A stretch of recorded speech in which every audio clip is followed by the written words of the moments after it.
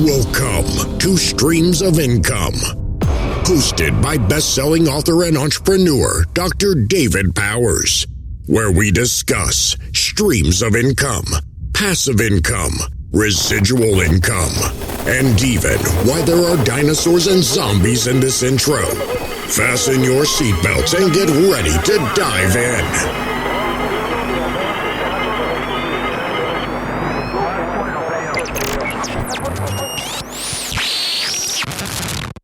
Hello, everybody. Welcome to the Streams of Income podcast. Thank you so much for tuning in. I'm glad you're here. I'm glad you are willing to give me some of your time to listen to either a business lesson or an interview with an amazing entrepreneur.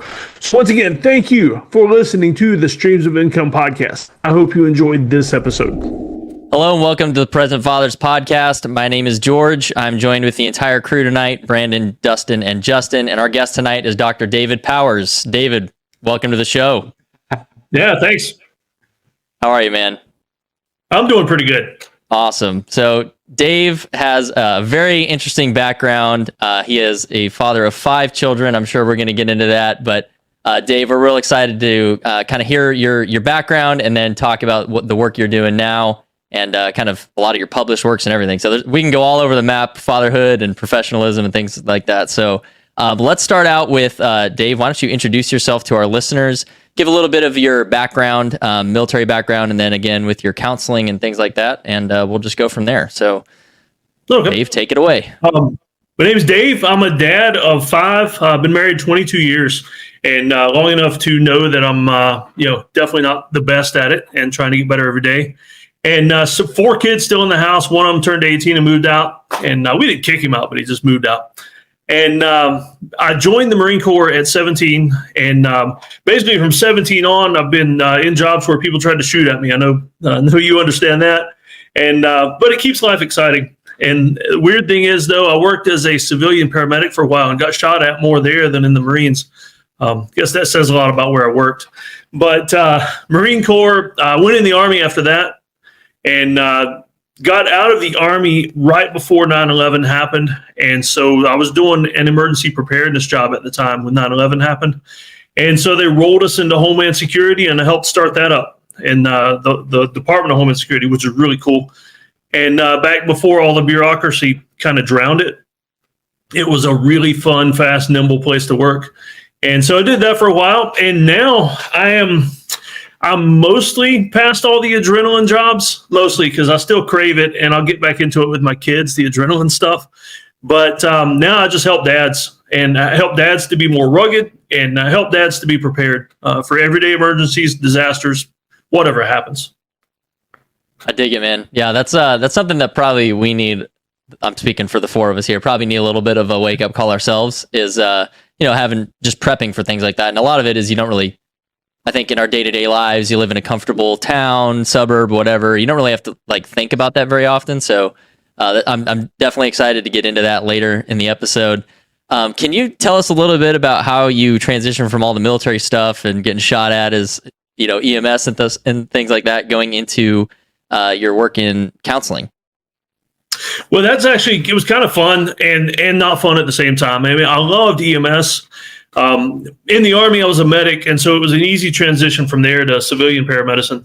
And so I went into that and kind of had a nervous breakdown, not like hospitalized therapy, all that, but I just had enough. I had a good friend die on a fire scene, and I was just done with it to the point where I wanted to do more than just work on an ambulance. And so I went back to school, got my bachelor's degree, decided, you know what, I want to do something.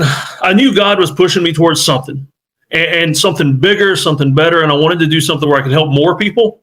And so I went into counseling. I got my graduate degree, a master's, and then a doctorate in counseling through seminary. So it was Christian counseling. And that way, I kind of figured it was my goal at that point to help more paramedics, firefighters, law enforcement stay on the job after bad things happen.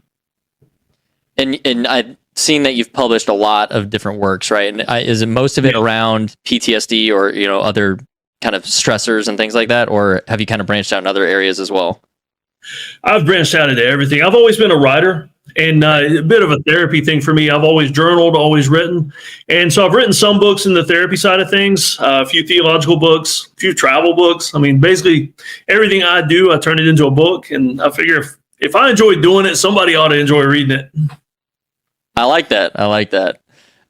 So why don't we get in then to the meat and potatoes of what it is you're bringing to the table here, and that's be a rugged dad, right? All the things you're doing there. So why don't you tell us just at a high level, a little bit about how you got started and what your objective is, and maybe walk us through some of your core content that dads need to know. Okay, yeah. As far as being more rugged, it's kind of relative. I mean, one rugged dad might be somebody that sleeps outside all the time, is always carrying around an axe. I got one right behind me. I carry that one when I walk to the mailbox. Dogs, coyotes, whatever. You want to be ready. But for some dads, being rugged just means knowing how to change a flat tire and not embarrass yourself in front of your kids.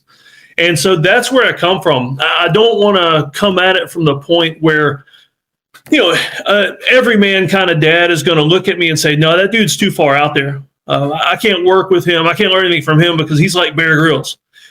I'm the guy that's closer to this normal guy. I want to be the one that's encouraging him to be the hero for his kids, whether that's being Bear Grylls or just handling a flat tire emergency on the side of the road. I mean, it's just completely relative to the person, but I just want to encourage every dad to be a little more rugged so that the sons can look up to them and their daughters want to marry somebody like them.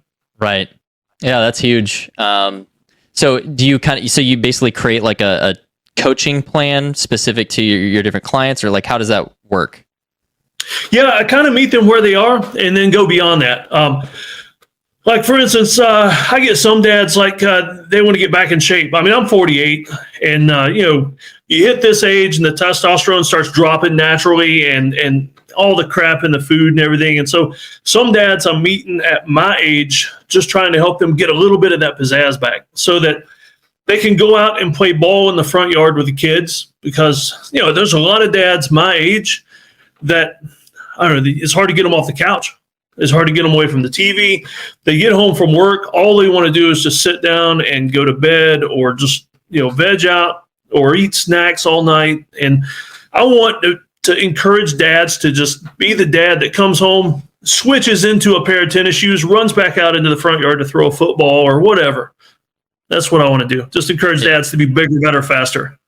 Yeah. And I mean, that's the name of our podcast, right? The Present Father. Being present is, no matter how tired you are or how worn out you are or stressed out with whatever, is kind of carving out that time with your kids and being engaged. So, yeah, that's awesome that you're taking such an active role in that. So, yeah, guys, why don't we just kind of open it up? And I guess let me start with the first question, and then we'll go around into discussion. But off the top, Dave, if you had only one piece of advice to give dads, what would that be from Dr. David Powers?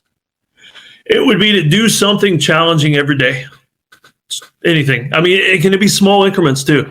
That little 1% every day, and by the end of the year, you're going to be a rugged dad. I dig it. So have you read James Clear's Atomic Habits then? Oh man, I love that book because I'm a little similar to OCD anyway, and that book, it's my love language. Yeah, that's a good one. I like that. Challenge yourself a little bit. We've been really honing in on that concept the last couple months, I think, here on the podcast. But all right, guys, what you got for Dave?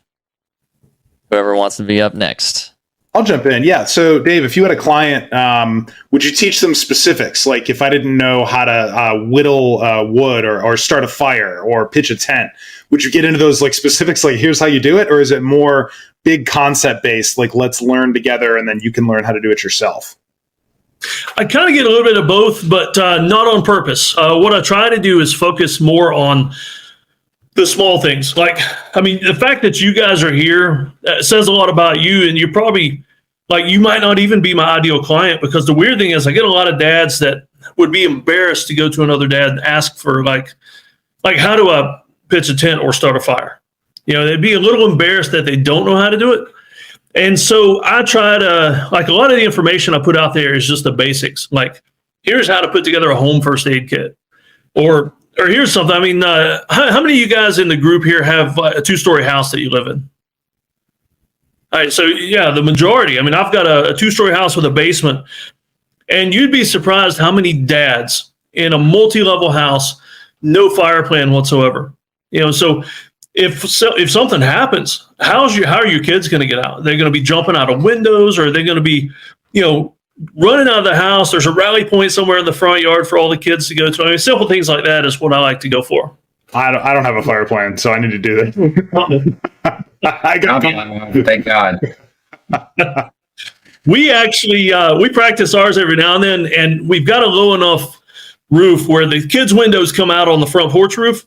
And so we actually had the kids come out on the roof and jump off the roof. I mean, me and my wife were sitting there catching kids, and then they wanted to do it again, so we did it again. A lot of fun.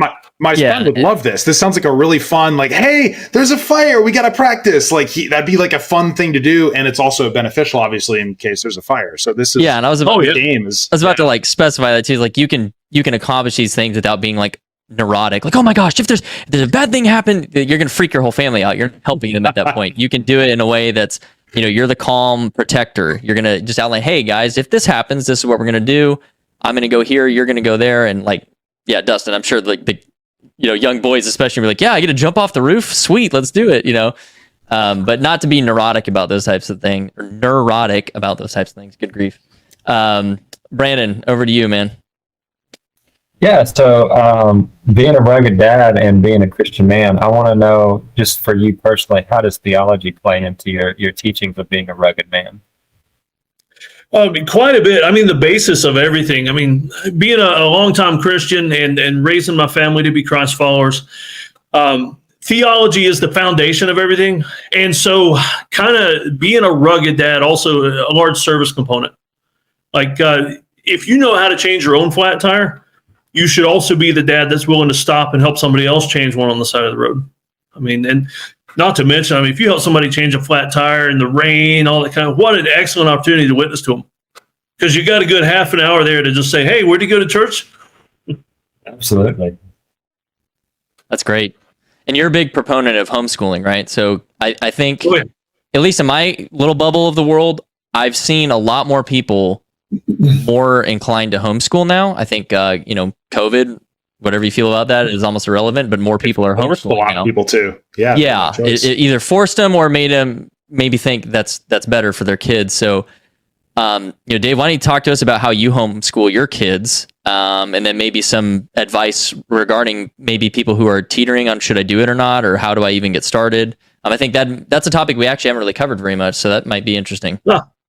Oh, it's a topic I love. I mean, me and my wife, we decided before we had kids, we're going to homeschool them. And it was back before homeschooling was really popular, so 18 years ago. And we love it. I mean, like today's Tuesday. Every Tuesday for us is Homeschool Adventure Day. So it's a field trip, and it's getting warmer here, and we're surrounded by lakes. So pretty much every Tuesday for the next 3 months is going to be at the lake. And we'll be swimming, kayaking, jumping off the rocks, swinging out of the trees, all the fun stuff you do at the lake. And the great thing for me about homeschool is, and this is why I would mention it to a lot of parents, it's for some people, it's religious freedom. And all these play a part in mine, but mine is mostly about just general freedom to teach whatever. So you got religious freedom. It's safer. You don't have to worry about school shootings. It's definitely cheaper because for a lot of people, the alternative for most people might be private school or Christian school because they don't want their kids in a public school. Homeschooling is actually pretty inexpensive. But for the most important thing for me is the freedom to teach to the interest of our child. We've got 5 kids. Like, for instance, my little girl, she is 10, and she's wanting to be a dog trainer. And so we've got a field trip coming up. We don't have any dogs, and she's wanting to be a dog trainer. So we're going to go check out the Humane Society and probably get a dog. And I applied for a veteran service dog as well. And so, she's going to have ample opportunity to help train dogs at the house. And we've got her watching TV shows about dog training. I mean, and we can spin math, science, language arts, everything around dog training. And she'll learn the basics. And you know what? If she gets interested in something else like horses or whatever later on, she's still learning the basics. She's still learning the important foundational school stuff, but we can spin that with her interest, and she enjoys it a lot more. And when you got started, did you did you seek, I don't know, guidance on like, here's a template for how to kind of do it? Or did you just kind of, do it yourself and kind of supervise and refine as you went through the process? Like how do you recommend parents even get started with it? Oh yeah, we've done it wrong at least 2 or 3 times a year, and by that I mean we experiment a lot. When we first started, we just bought this kit that came with all these booklets, and they were all black and white, and really goofy illustrations and not very well done. And the kids hated it. We hated it as parents and teachers. And so we quickly went from that. And to be honest, what we do is we go to a homeschool conference every year, and we'll find neat new curriculum. We'll let the kids help pick out the curriculum. And it's a lot more fun that way. But one thing I do tell people, if you're thinking about homeschooling and you've never done it, no worries. I mean, you just experiment. You're not going to screw your kids up any more than the public school system is. And so just enjoy it. I mean, you're going to enjoy more time with your kids and have a lot more time to spend with them and learning things with them too. One of my kids is learning sign language for his foreign language component. And he's teaching me, and I'm horrible. I know a few cuss words in sign language, and the rest of it, he's teaching me some of the real stuff. I know one. I can think of one. Yeah. It's a singular gesture. There's one that's very similar to thank you. And so sometimes the kids will say the wrong one out in public. That's funny. Dustin, I think you had a question. So, Dave, I don't know anything about homeschooling. Are there specific exams they have to pass at the end of the year? Is there a standard that, ensures that parents are actually teaching when they're homeschooled? Yeah, the easy answer to that is yes, there are standards, 50 of them, in fact. Every state, actually every state, different standard. I'm in South Carolina, and so it's one of the easiest homeschool states in the United States. Basically, we don't have to take any tests. We don't have to prove anything. I do their transcripts when they graduate, and all we have to prove is in the middle of the school year, I have to send in a document with list all the kids and how many days of education they had, which is supposed to be 180 for the year. And that's it. End of the year, I send the same document back with the number of days they were educated for the school year, and that is it. So really easy. Okay, interesting. Yeah. So I have kind of like a two-parter. So as far as like, what would you consider, one, a rugged man, and like, what does that foretell? And two, I would ask, what 5 skill sets would you say are probably absolutely necessary for children to learn? Okay. The first one for the rugged man, I would say a rugged man is somebody that is willing to rise to a challenge. Because, I look kind of rugged, and, I realize when I'm walking down the street and people cross the other side, especially when I'm carrying my baseball bat or something. I realize I look a certain way. You got to take Lucille for a walk, man. Got to let her breathe a little. But, You have to show it, though, because most people may not know what that is. Lucille, this is my baby girl right here. Baseball bat covered in barbed wire. Yeah. It's a reference to The Walking Dead. I love it. Sorry, I threw you off. Oh, no, that's fine. So I realized that, I want to point out, I guess, to everybody that a rugged man doesn't have to look like me, doesn't have to look mean or big and have a beard and everything. I mean, there are guys that work in IT. Or any of you guys work in IT? Might be a bad example. But, I mean, there are guys that work office jobs that have to be clean shaven, have to wear a suit and tie, a shirt and tie, whatever. You don't have to look a certain way to be rugged. It's how you act. I mean, just being willing to rise to a challenge, that's a rugged man right there. And let's see, so 5 skill sets for school. So I've got a theory that I use for my homeschool. I call it functional education. And so let me see if I can remember it right. We've got, because we just actually redid some of our core concepts for what we want the kids to learn. One of the main ones is critical thinking. Critical thinking is important because we're teaching our kids a certain way. And I mean, if they change their minds some when they get out, I don't want them to abandon Christ, abandon religion. But, if they go to a different denomination or something when they leave the house, if they've thought it through, that's all I care about. I want them to be able to think clearly. I don't want them going to college and having every other professor convince them of a different viewpoint that's not something they were raised with and not something they truly believe. So critical thinking, definitely one of them. Research. We don't do a lot of the teaching that public schools do as far as drilling into them historical dates, facts and figures. We actually stop our math classes earlier than public school does. So we don't go all the way to trigonometry, calculus, things like that, unless they're interested in it. If they're interested in it, that's fine. We'll keep going. But for what most of my kids are wanting to do in life, in college, they're not going to need it, not past high school anyway. And so being able to research something, look something up, that's another core skill for me. Whether it's on the internet, a book. I mean, my kids will ask me how to spell something sometimes, and the way I tell them how to spell a word is Dictionary. That's how you spell something. Go find it and look it up. I don't let them use phones to look things up like that, because they need to know how to research something in actual paper things, like the good old days. That's two. One of the other things we wanted to focus on, actually this came into play a couple of days ago, is being able to take care of yourself. And I'm talking everything from hygiene to self-defense. They won't be black belts by the time they get out of high school for me, but they'll know enough to get them hurt in a bar fight. That's what they used to tell us in the Marines anyway. Just, we'll teach you how to fight well enough to get hurt in a bar fight.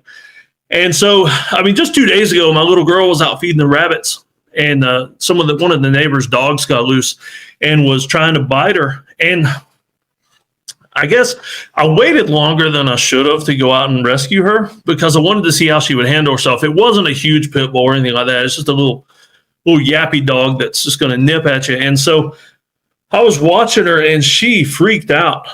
And so I realized, I've not done enough, because at 10 years old, she should, especially if she's wanting to be a dog trainer, she should be able to show some dominance over a small dog.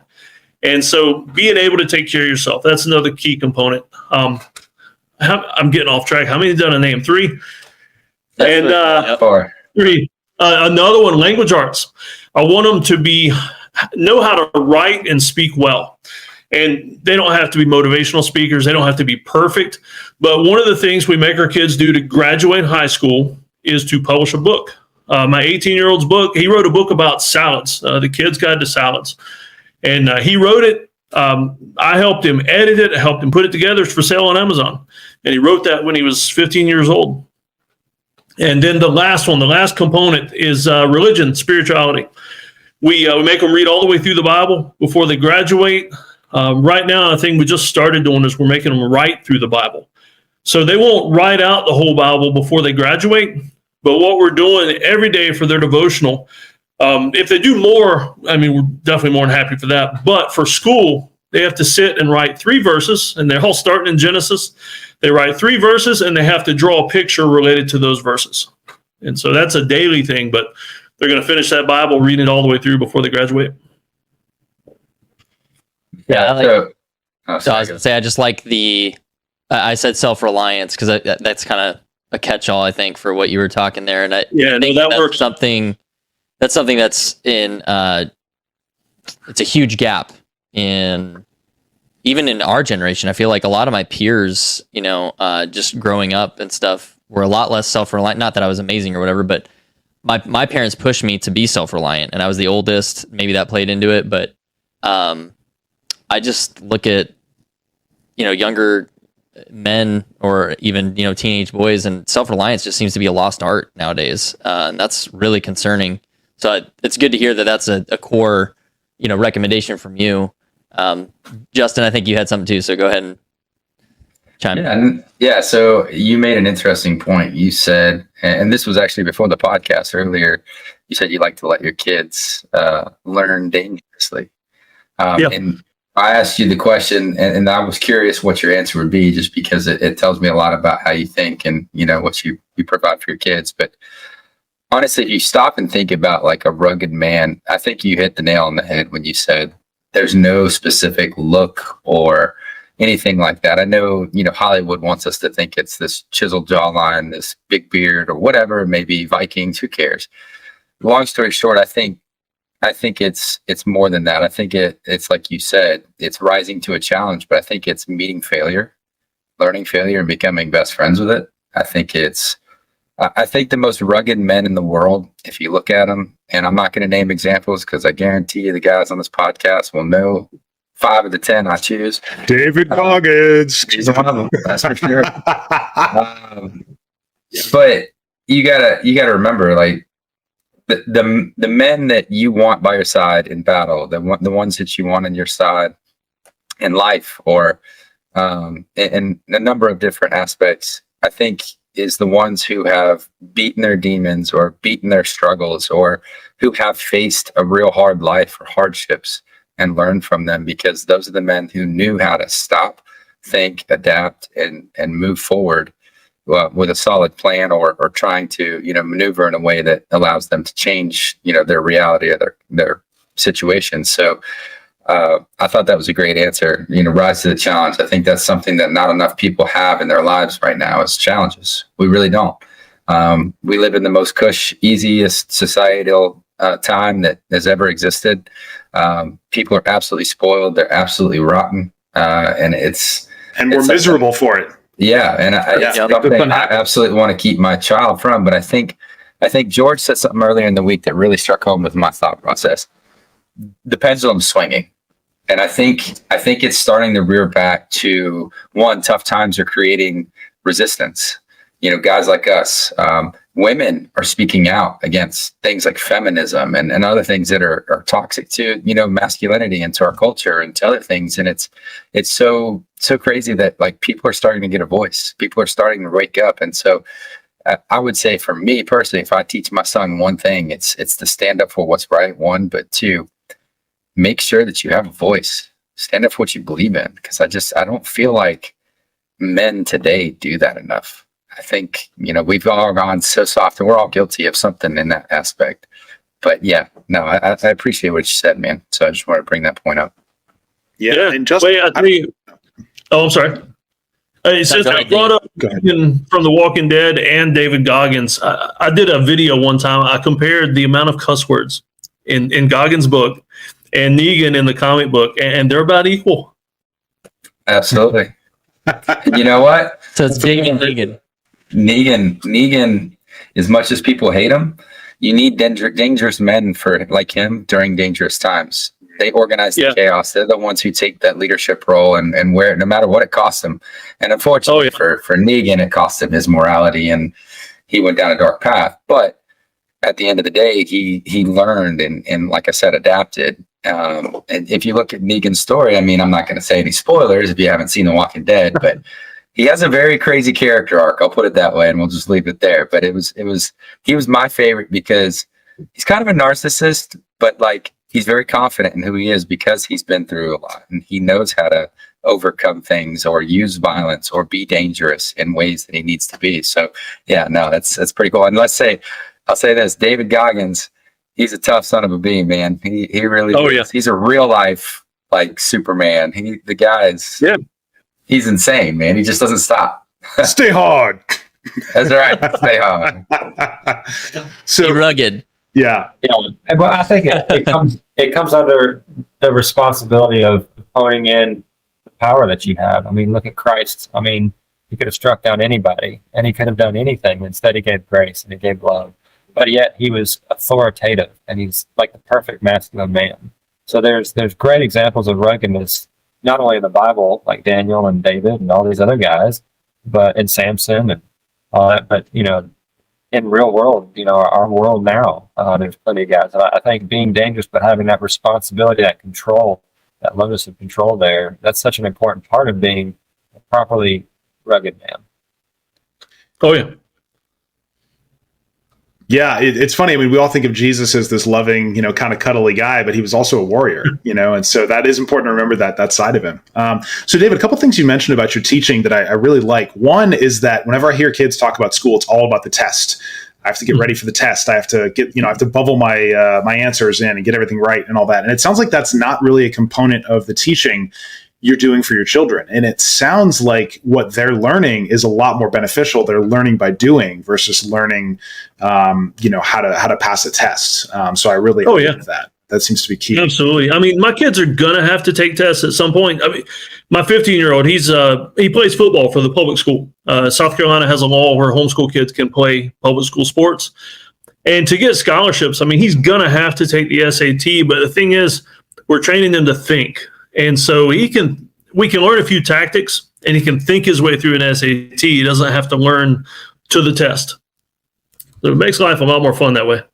Yeah, exactly. And so speaking of fun, I mean, it sounds like that's amazing that you're not forcing your kids to learn trigonometry because, I mean, I work with math every day in anesthesia, but I don't really use calculus. So I can honestly say that it was purely a hoop I had to jump through. I haven't used calculus since I was 18 years old. And so it was It's boring. interesting. I mean, I enjoyed it. It was kind of cool, but it's not something I ever use. And so, Never if took your it. daughter, yeah, exactly. So if your daughter, wants to be a dog trainer and she never learns calculus, I think that's more time. That's 6 months she can spend learning more about honing her craft instead of wasting it jumping through some hoop. And so that's the beauty of what you're able to do is you can tailor it to your kids instead of this Prussian militaristic system where we are in third grade now, we are in fourth grade now. It's this weird system where we have to pass the test and move on to the next. Yeah. So I've got a question for you, Dave. We had a guest before talk about how rites of passage, both with boys and with girls, are very important, especially in your role as the father and with the mother too, not just dads. But how, do you weave that into your curriculum? I don't know if that's the right word, but how do you go about doing that? Because I'd love to hear your perspective on that as well. Rites of passage. We've got, me and my wife have sat down and we have a formal list of things the kids have to do before they turn 13. And for the boys right now, because I've put 2 boys through a rite of passage already, they've got a list of books they have to read. And like Wild at Heart by John Eldredge, books like that. And some other really good books about manhood, but also Christian manhood. And so they have to read that. And at 13, we do a formal rite of passage. And that's mainly because the way I see it is at 13, if they don't have their head screwed on right, they're capable of making children. And I want to have them, physiologically, if they're capable of making children, they need to start making some adult choices in other places too. And so we actually do a formal rite of passage. I bring together all the men that are in my life, all the men that have spoken into my son's life, and we do a big kind of a party.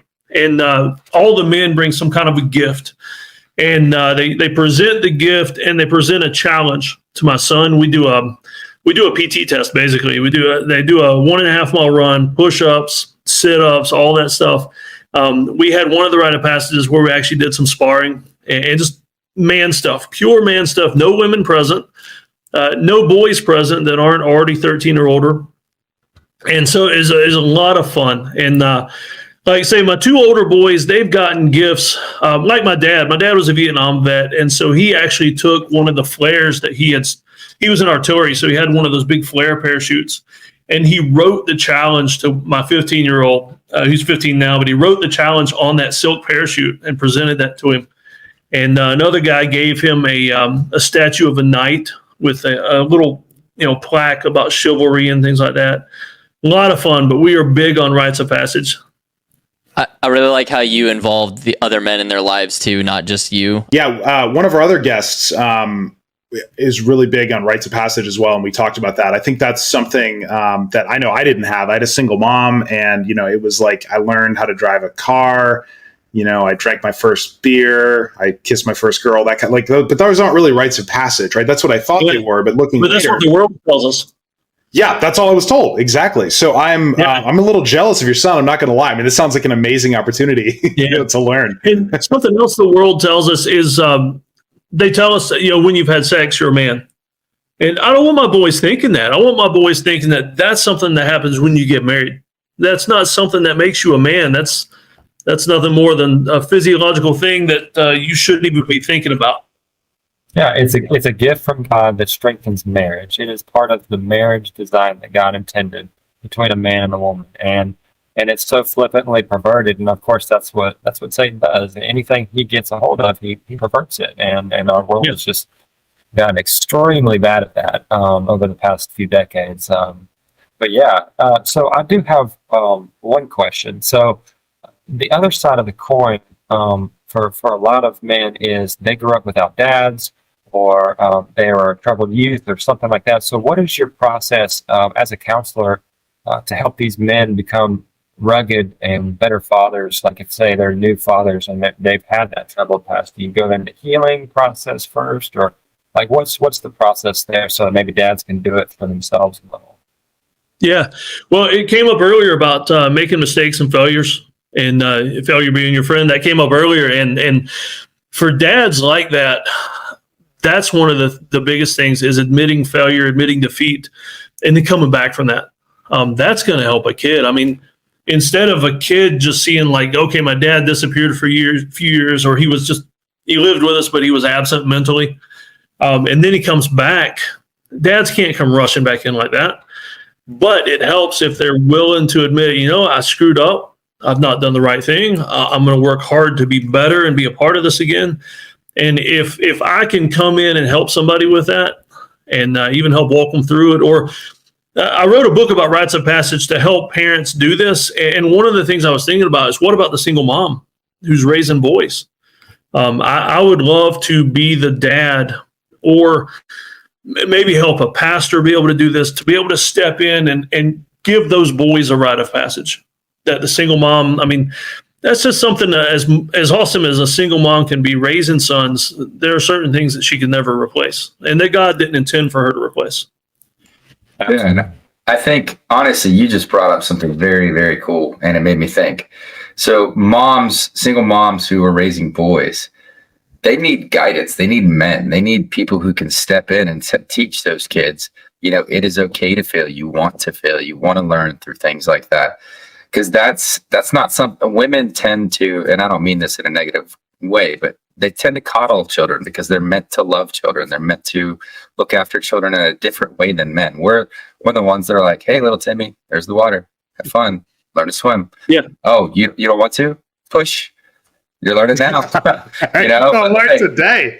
You're gonna learn today. But like women are like, oh my God, Timmy, get out of the water, get out of the water. And it's like, no, let him learn. He's okay. He can stand up. Like, you've got to face things. Like that's men have, and I don't mean this, there's courageous women, but men tend to have more courage, and they tend to be, I guess, ballsier. I don't know any other way to say it. And I'm sorry if that's offensive to say it that way, but men just, they do things differently. And I think that's something that is missing for a lot of children. And I've said this time and time again.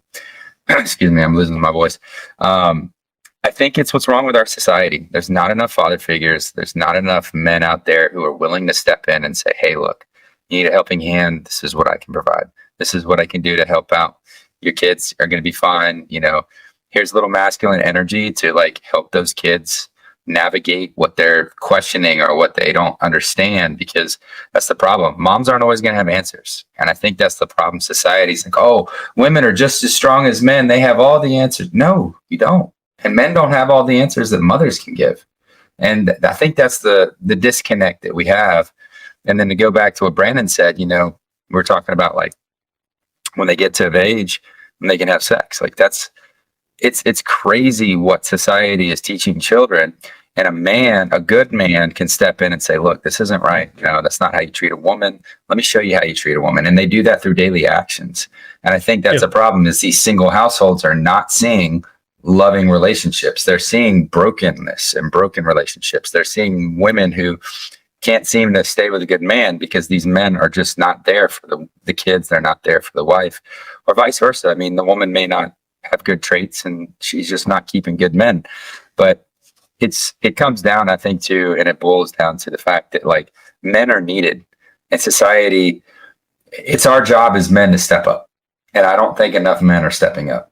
And I don't think there's enough guidelines. So what you said, it made me think we need to create our own little guide for women. And I think that's something that needs to be done. I think, between your book writing and our podcast, I think it would be nice to see something like that set up and put up on our site and your site and figure something out. Yeah, the Single Mom's Guide to Raising Boys. Yeah, that has a lot of potential. Yeah, there's a lot of things that are, even the mom's going to have questions about, like, what do I do? How do I deal with this situation? It's like, It's like, Well, I mean, I think about raising my girl and the fact that I've got a wife to help me with this, but there are certain things my girl's going to go through when she hits her teenage years that would terrify me if my wife was not here. I mean, and so raising boys, I mean, another epidemic that's kind of very similar is grandparents raising their kids. I mean, because even though there's a man in the house, that's a role that, I mean, I'm convinced that God created grandparents to spoil the kids. Is to take some of the ruggedness off of the parents have rules, the parents have standards and all this, and to go to the grandparents' house, they can eat candy and soft drinks and watch cartoons. Grandparents weren't meant to have to be the disciplinarians and raising them and teaching them the ABCs and all that kind of stuff. But so many grandparents are raising the kids because the parents have given up. Yeah, I just want to say, Scott Valley, if you're watching this, that ain't gonna fly. Don't do that. Dad, Mom, no. That's right. Well, and a lot of this comes down to how our brains are built, right? So when a mom has a baby, her amygdala, the fear center of the brain, triples in size, right? And the man's doesn't change at all. So we were built by God to be different than women so that they make sure the child doesn't die, right? As guys, we go, yeah, jump in the river, no big deal, it'll be okay. And the mom goes, no. But, so you need a mix of dad who's willing to allow those risks to happen and mom to make sure the kids are okay.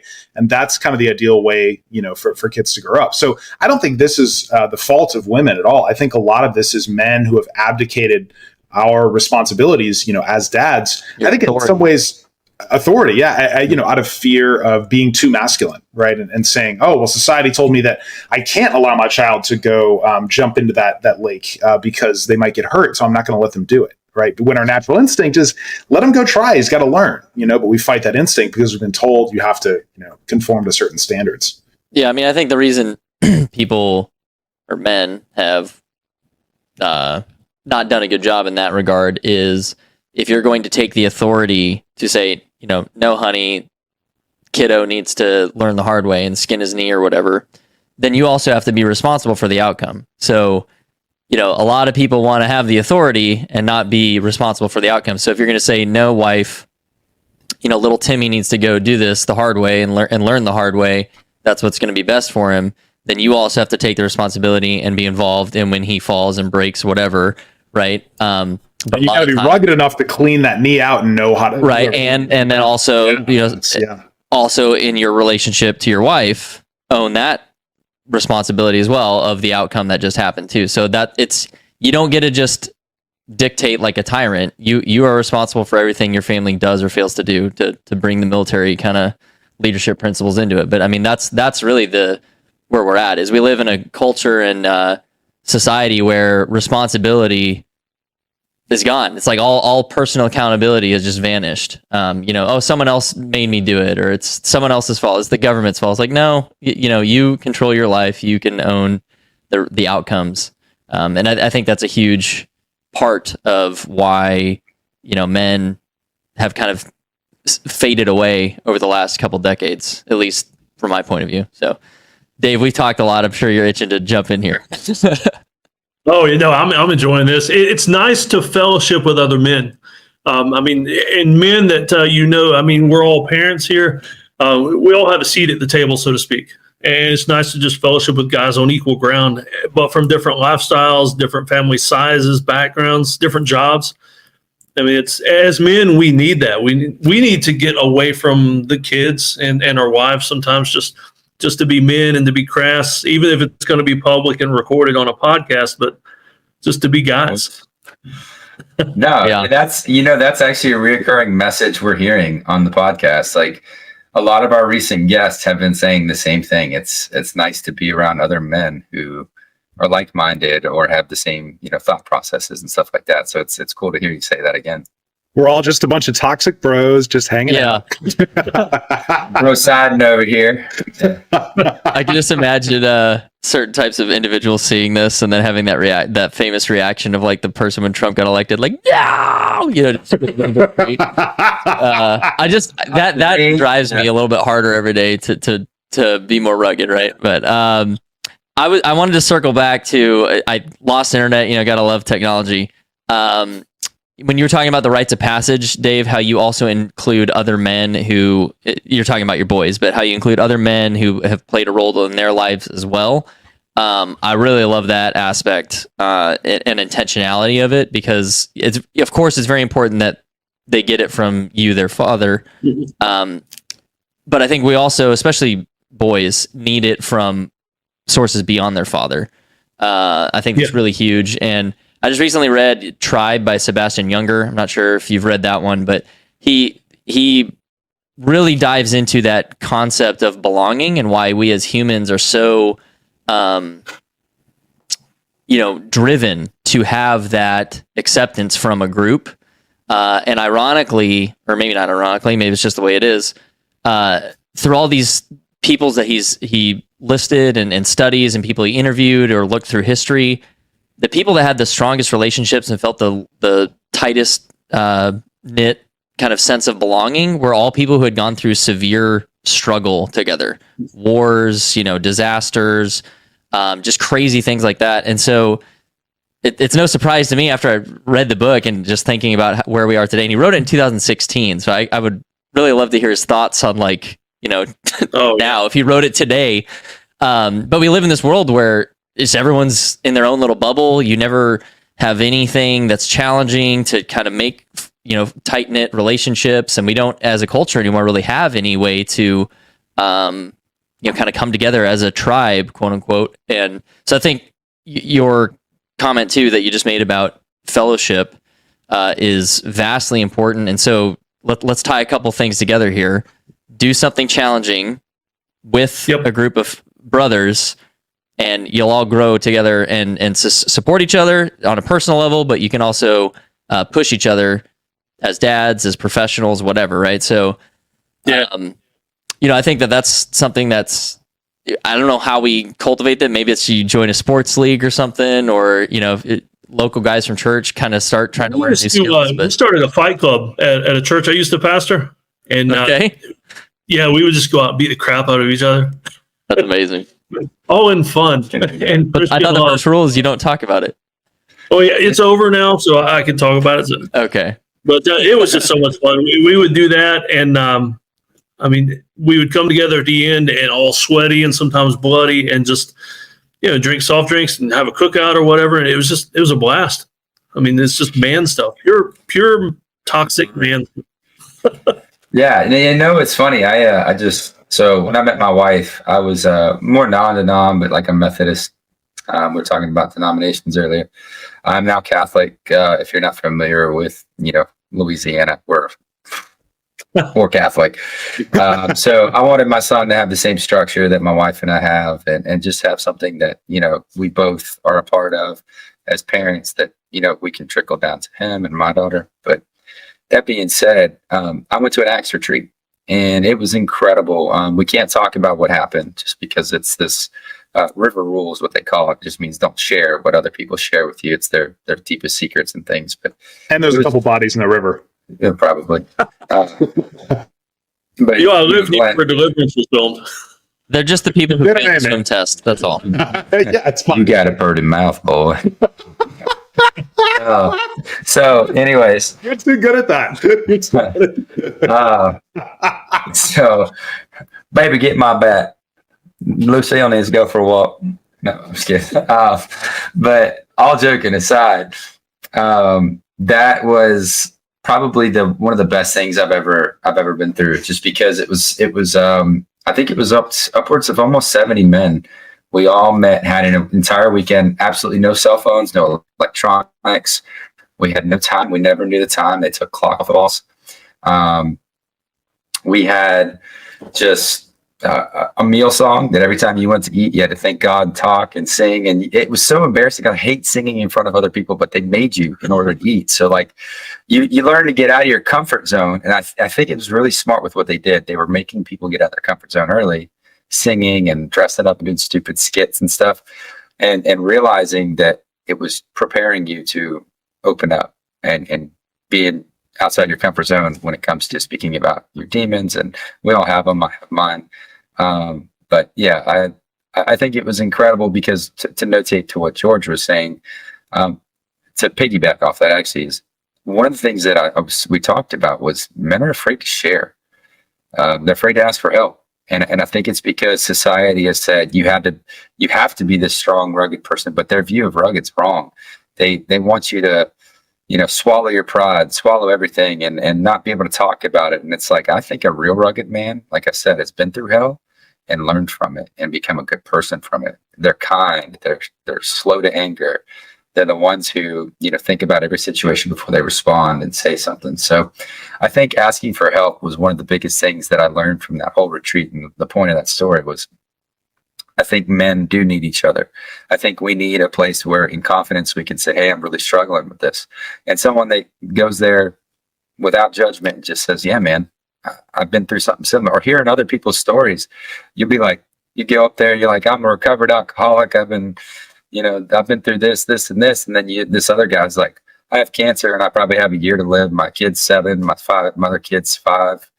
It's like, you think you have problems. You never know until you hear what someone else is going through. So it's just nice to kind of bond with other men. It's like George said, when you go through war or hell or hard situations, you really, truly do bond with people. And I've made some amazing friends through just that one weekend. So yeah, just something I would share is if you get an opportunity, go on a retreat, man. Go on a retreat with a bunch of dudes you don't know and just enjoy it. And sing. And sing the male song, for sure. Dave, have you ever, in your counseling, have you ever done any of that kind of group work, or have you always been kind of one-on-one focused? I love small groups. Be honest with you, most of the small groups end up being husband and wife stuff, like couples kind of thing. But it's weird, I guess, because of my military background. I was the guy that other guys would call in the middle of the night. I don't know, wife leaves him, or he's drunk and can't go home. I mean, I had a lot of guys that knew me from church or things I got into that they would call me in the middle of the night so they could ask for help, so they could talk, because they knew I had enough of a counseling background. I wasn't going to judge them. I wasn't going to make fun of them. And they could vent. I was fine with them venting and cussing with me and everything, and just being able to let that out, the things they can't say in public and should. I mean, just things that get trapped in here, but they need to let that stuff out. And so it was an interesting role I was able to serve at that point in my life when I was doing more counseling. Okay. Yeah, I was just curious because of our mutual connection that kind of helped us get introduced. She does a lot of that group stuff. I went to that place called Onsite. And yeah, it's a really interesting experience if you've never done it. Like Justin was saying, you very quickly realize, I'll keep my problems. I'm okay with my problems, which is good perspective. I think perspective is a very powerful thing. And it helps you kind of realize, I can get through this or whatever. But I was just curious on how much you've been involved with that, given your background. And one thing I always like to do men's groups like that, where it's just men, is when you first meet, like a retreat kind of setting, you first meet. I like to have all the men get the small problems out of the way. All the things that we're going to sit and whine and complain about that don't really mean anything. Like, my knees hurt when I get up in the morning, or my back's stiff. You get that crap out of the way, because we want to talk about the real problems. Like I've got cancer, I'm going to die soon, or my wife's about to leave me, or we're going bankrupt. Because till you get that small stuff out of the way, they use that as an excuse to talk about the small things and not talk about the big things. 100%. And to kind of go back to that, like, there was a guy that came in, and I can't say this, but there was a guy that came into, that situation and was talking about all his problems. And there was another gentleman who wasn't even a part of the retreat. He was there to help. I knew that this gentleman had lost his kid to cancer. And I'm like, dude, you guys think you guys have problems. That's my worst nightmare, is burying my kid. I don't know how I deal with it, but anyways, I'm not going to get into that. But I wanted to ask, what is your hardest trial or tribulation, and how did being rugged help you overcome it? Or how did your mindset or your training, or did it help you become rugged? I guess. It happened to me after I'd already been in the military for a while. So you had that foundation of ruggedness, I guess. The post high school, I've done some things kind of ruggedness. But my sister, she had a baby that died after 7 days, and a lot of in utero issues, and the baby didn't live long. And she asked me to preach the funeral, and first funeral I'd ever preached. It's my nephew that I'd barely known, and I don't mind crying in front of people, except for the fact that I am like a crazy, ugly crier. Like my face gets all weird, and my voice, like I make these obscene noises coming out of my mouth when I try to speak, and it's just horrible. And I did that most of the way through the funeral. And I actually do this as a presentation now, talking about him and doing the funeral when I do conferences. And I'll cry when I'm doing the presentation. And that's what makes it effective. I'm sitting there bawling and I'm all ugly and snot and everything, but people are like, oh, he's being so real. And that's what it takes. As far as being rugged to get through that, it was just this kid. I knew I'm going to see him again in heaven, but he had only been with us for 7 days. And I wanted to honor the short time he'd had with us. That was what helped me get through it. And got through it, not pretty, but got through it in a way that honored his short life. Well, appreciate your candor also, and just being transparent here and being real. I agree. Just it's until people let down their guard, that's where real relationship happens. So I'm having a hard time tonight. When you kind of get through the cliche, right? What do you do for work? All that kind of stuff. When you're able to pierce through that and you start building a trust between either one or multiple people, that's when you can really start building that real relationship that I think a lot of people are lacking today. So I wanted to get back a little bit to the rugged thing, and earlier we talked about like a fire plan for 2-story houses. What are some tactical things from your perspective that dads need to consider or prep for? Maybe just rattle off a couple and maybe some practical things that, listeners can take and maybe consider implementing into their own lives. Cause, we're real big here on taking charge. You're the dad. It's your responsibility. You have the authority to do it. Yeah. So take action. Oh yeah. Number one is, I'm big on having a, get home bag and a bug out bag.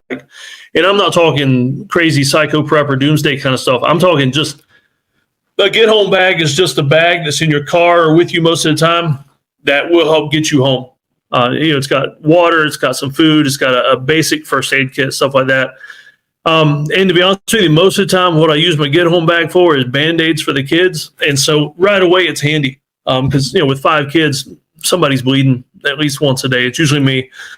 Matter of fact, that big crease on my head, the worst injury in our whole family was me. We were all climbing on some abandoned railroad cars one time that we found while we were hiking.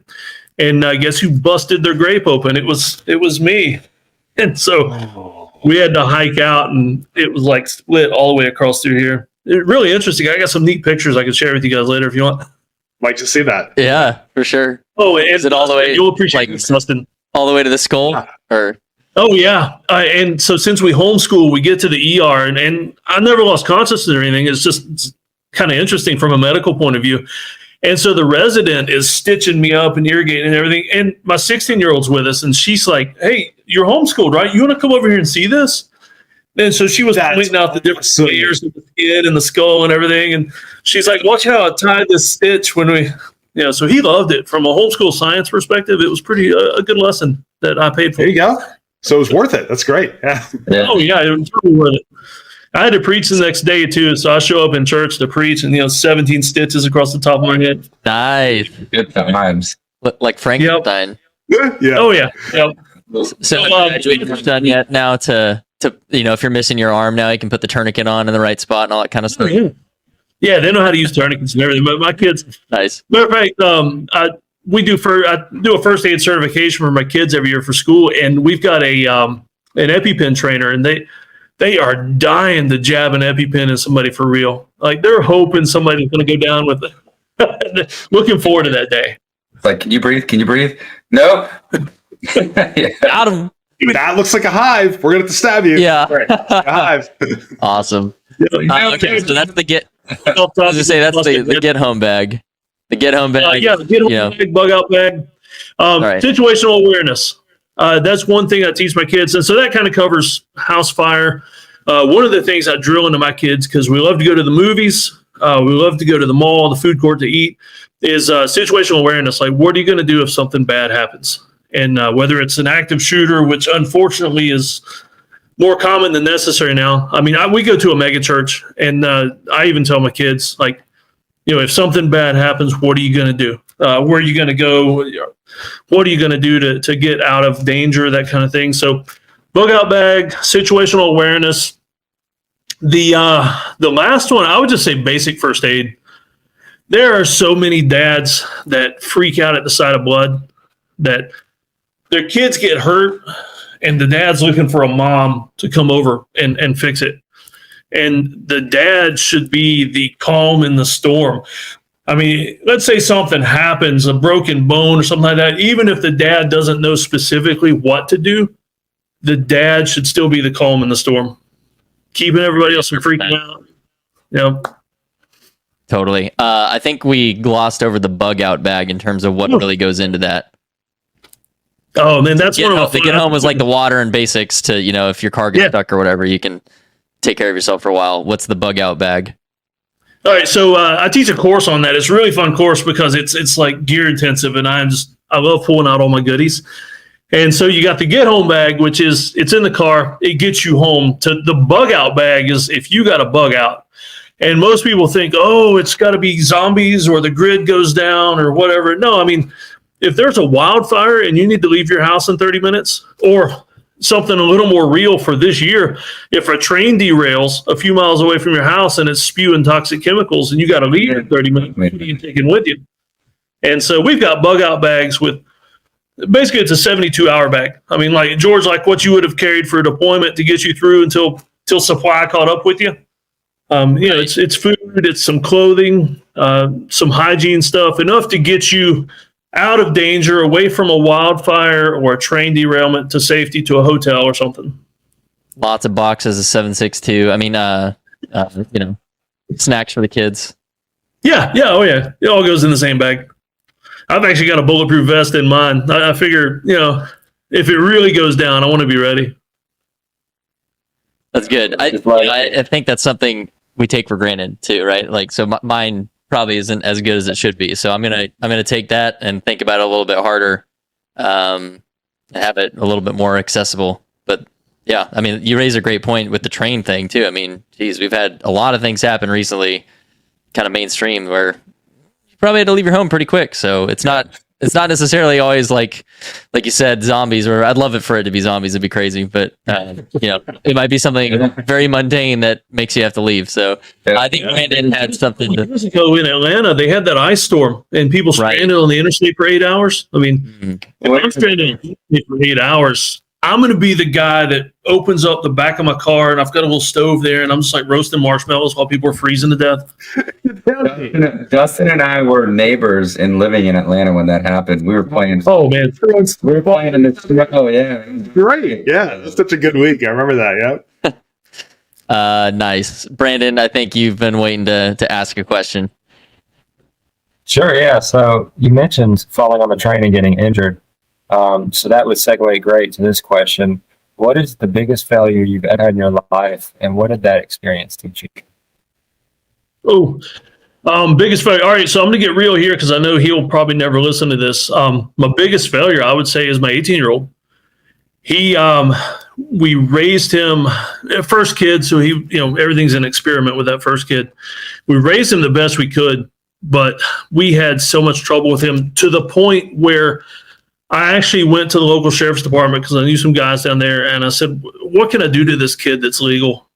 And basically the sheriff came back and said, hey man, as long as you give him a place to sleep that's safe, and he's got food, and it doesn't have to be good food, and he's got access to water, that's all you're legally required to give this kid. And so I would say for an entire year, he wasn't allowed. He lived in the house because we couldn't kick him out. And we did not allow him to fellowship with his other siblings. Basically, he went to work, came back in, went to his room. And finally, we restored fellowship.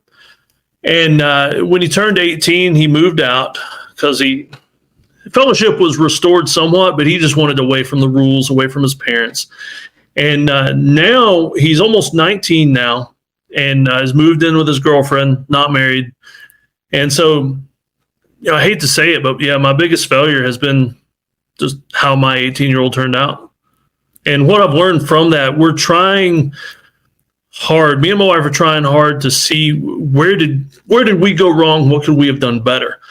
I mean, I know there can always be things that it doesn't matter what we did, things were going to happen a certain way. But we definitely, if there's anything we can fix and do better with the other kids, we definitely want to do that.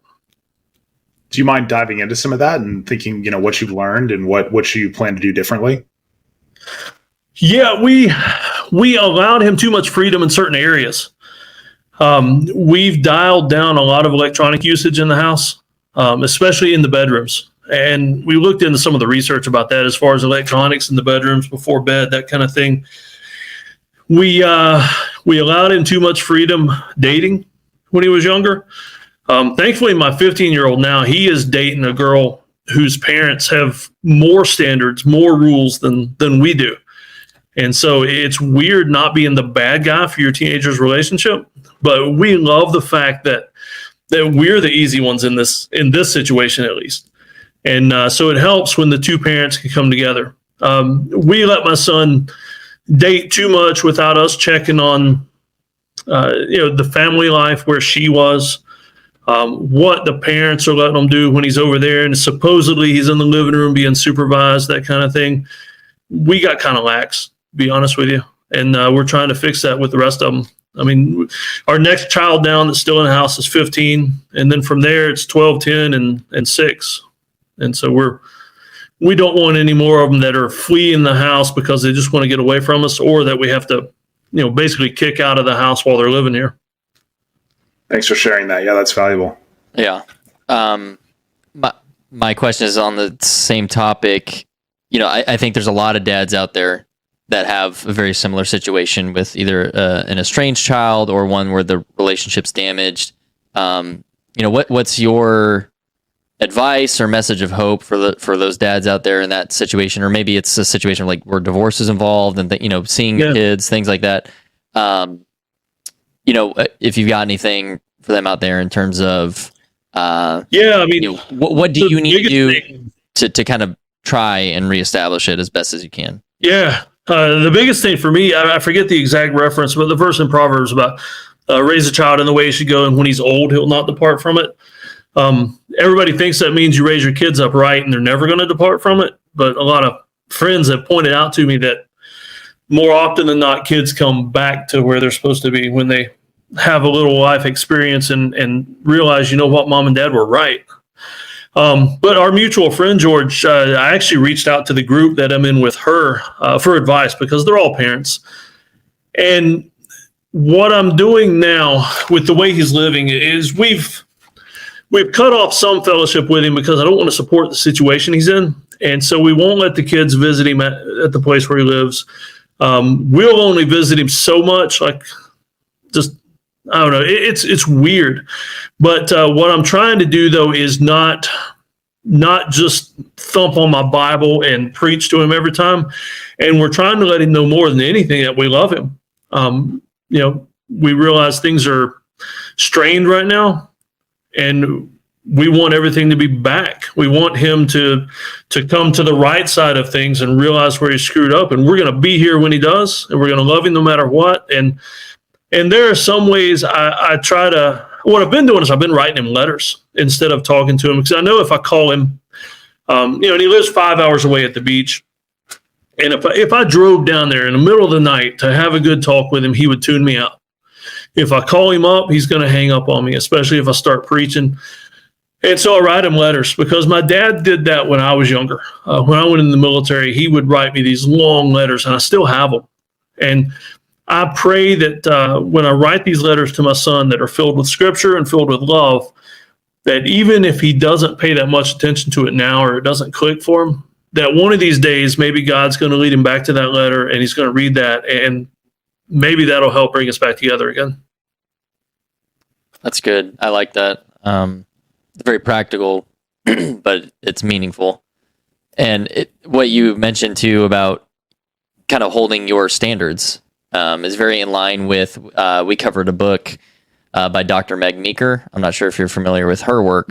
But that's a huge theme of hers is, hey, you're the dad. You've got to hold those lines. And it's probably going to hurt potentially for decades, right? In estranged relationships. But, you've got to, because if you don't, no one else will. So the book that really goes into detail for both, if you have a son or a daughter, it's called Hero, that she wrote. That one was really eye-opening for me. So I'm thankfully not at any point like that right now that you've described, but I feel at least a little bit more equipped that if I am at a point where, my daughter's rebelling or something like that,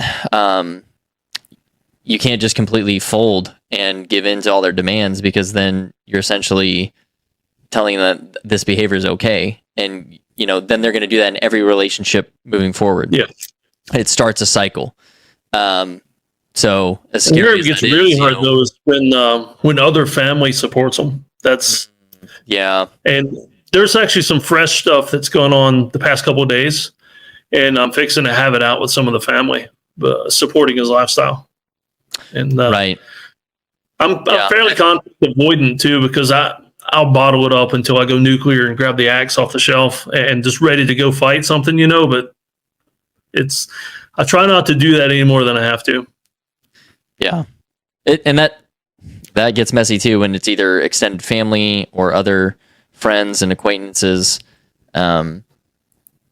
My 2 cents is I think we all, if that's the situation, have to have that courage to go address it. And at the end of the day, my stance on this kind of thing is I don't care if Jimmy or Bobby or whoever thinks I'm a jerk or, an overbearing dad or whatever. It's like, I have one daughter. I only get one chance at this. If I frustrate some other people because I'm not willing to play ball with their standards, well, I have my standards that my family follows. I'm not going to bend on those things because they have lifelong consequences. So, I don't know if you agree with that. I'd be interested to see if you have a separate thought, but. Yeah, I mean, one of my weaknesses, not a fatal flaw because I usually try to stop it, but one of my weaknesses is wanting everybody to like me. And we all have that to an extent, but I'm finally getting to the point where I'm getting a thicker skin, and I don't give a crap what you think. If you don't agree with me, I'm still the dad, and it's my job from God to run this family the way I feel God's called me to. And I'd rather make you mad than God. That's right. Yeah. In the long run, that's the more important one to have in alignment. Brandon, I think you had a question. Yeah. What are 3 books you would recommend to our audience that would help them with fatherhood and becoming rugged? Oh, Fatherhood Becoming Rugged. So Wild at Heart by John Eldredge. Never met John, but I've watched a lot of videos, read a book a couple times, and I make my kids read it before the rite of passage.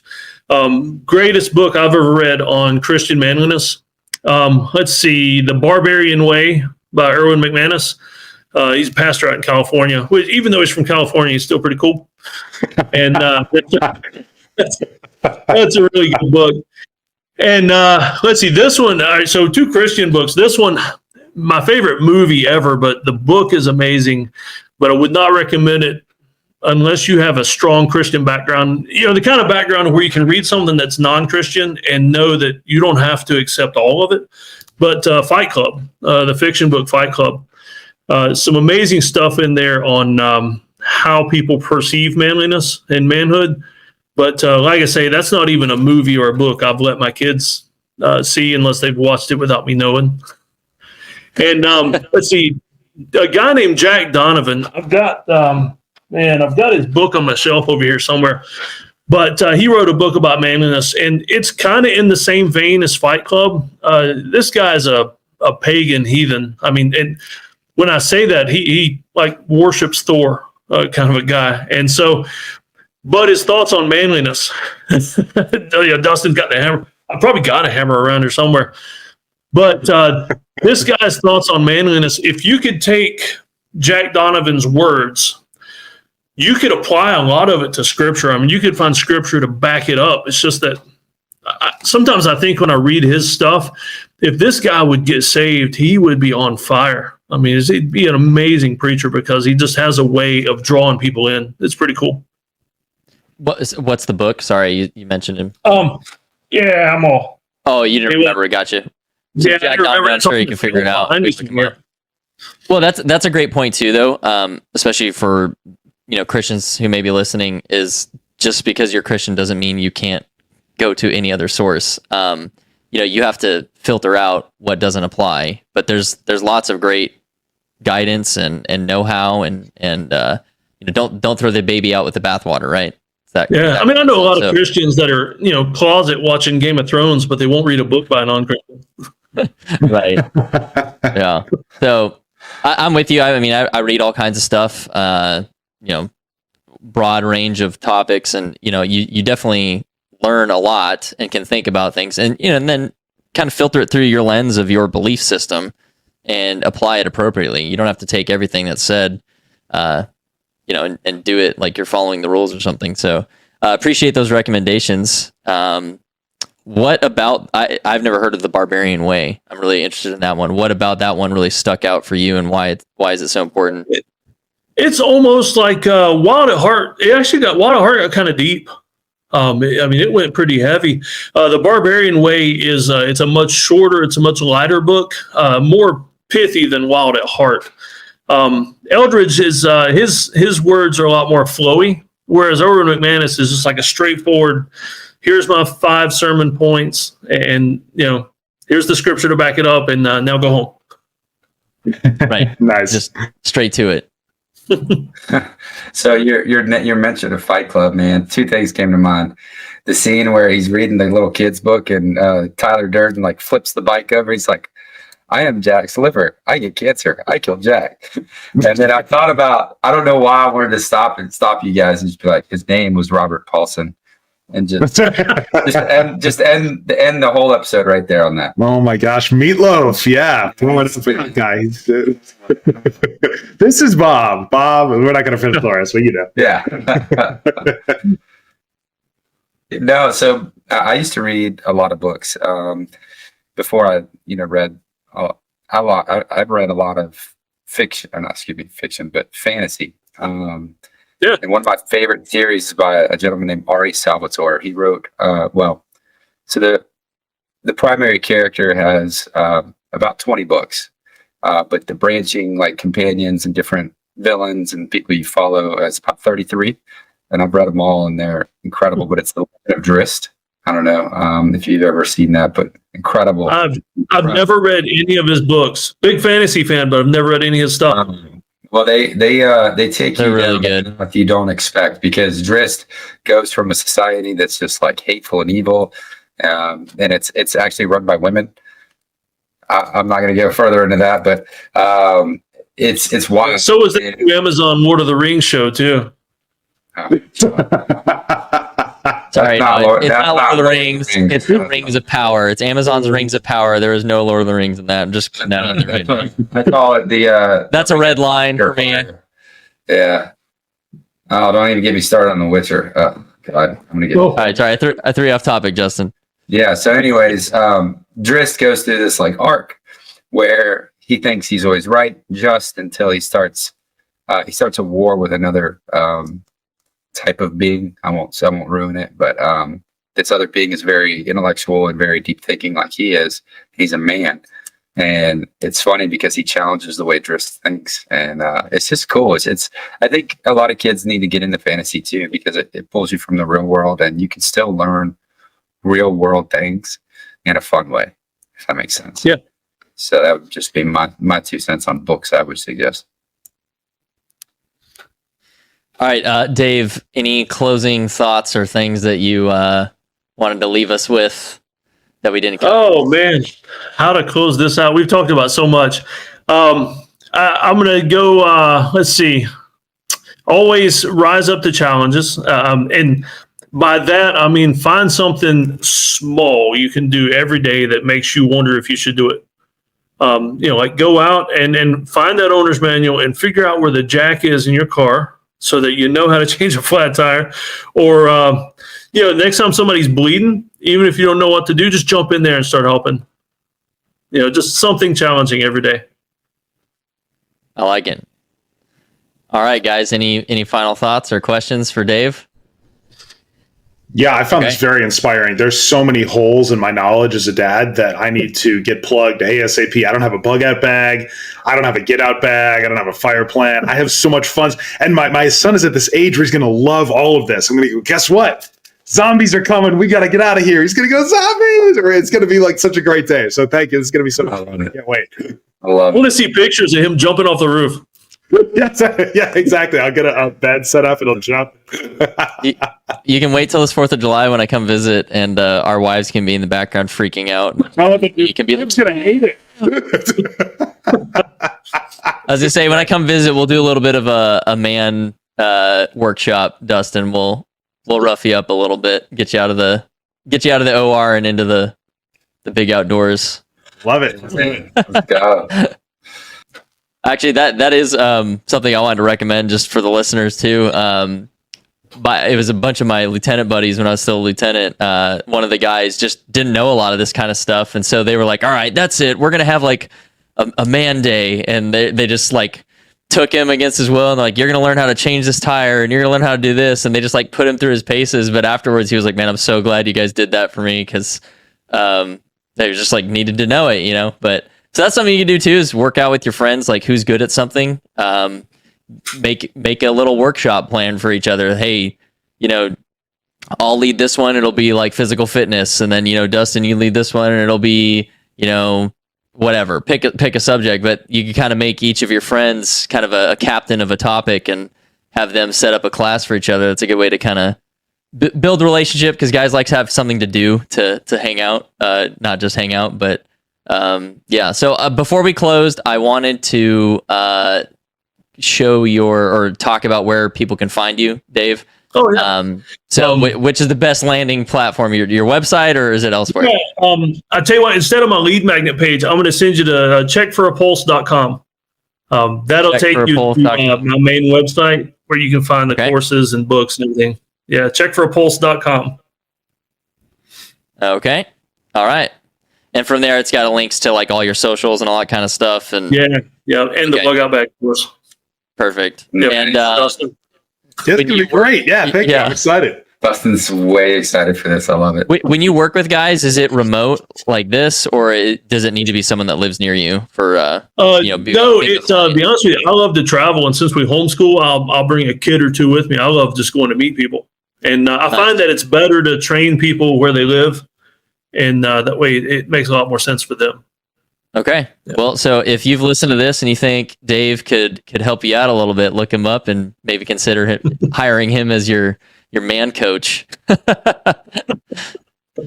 right, Dave, it's been a pleasure. I really appreciate all of your insight, and it's been a great one. So thanks for listening, everyone. We'll see you in the next one. Take care. Hey guys, Dr. Dave here in Rugged Dad headquarters, where all the magic happens. Just a quick thing at the end of the video here. I want you to go to my website when you get a chance and check out The Rugged Journey. It's a new membership platform I've just launched, and it's pretty awesome because we're creating a community of non-wacko, family-friendly prepper types, people who want to keep their families safe. As like I said, not the wackos. And so just check it out at theruggedjourney.com and let me know what you think. If you join up, I am looking forward to seeing you in the group and sending you all kinds of cool prepper stuff. All right, y'all take care. Oh, I know. I promised that was the end. But one last thing, and maybe this can benefit you as well. If you have any suggestions for someone you'd like to see on the podcast, feel free to send me their information or just their name. And if I like the idea, I'll try to look them up myself. But any suggestions, no matter how crazy, no matter how, well, especially if it's cool, well, crazy also, just send me your suggestions. And also, if you want to be on the podcast, get in touch with me. My email, all my contact info is in the show notes. Also, if you don't want to look at the show notes, or you're in your car, maybe you shouldn't look at the show notes while you're driving, it's redteamgoals.com. You can get all my links and everything else there. So let me know your suggestions and tell me more about yourself if you'd like to be on the podcast as well. Thanks again for listening.